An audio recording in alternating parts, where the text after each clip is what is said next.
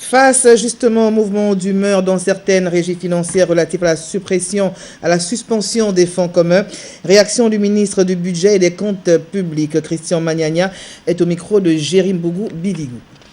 Avant la réforme décidée par le président de la République, chef de l'État,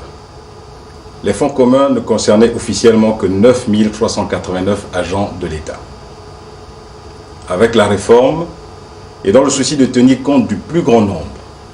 dans une même volonté de justice et d'équité, le nombre d'agents publics concernés,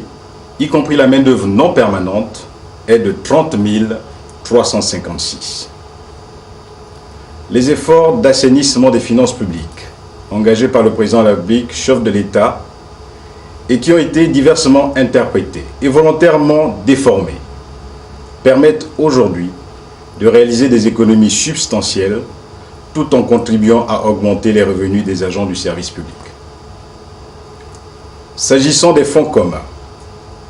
nous sommes ainsi passés d'une enveloppe globale de 212 milliards de francs CFA au 31 décembre 2013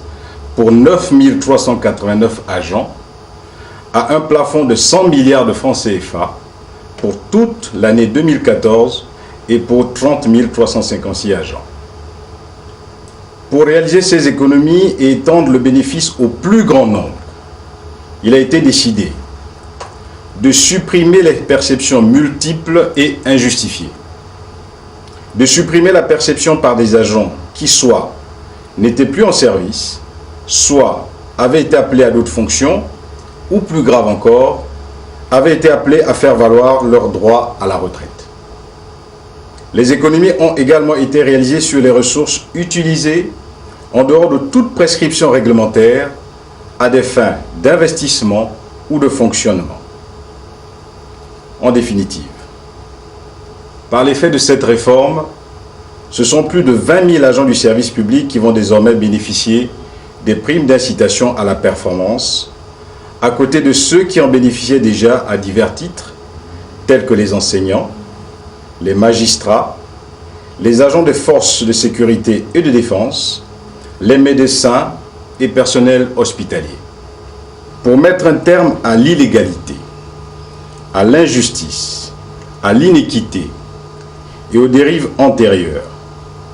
l'ensemble des mesures ci-dessus annoncées feront l'objet d'un décret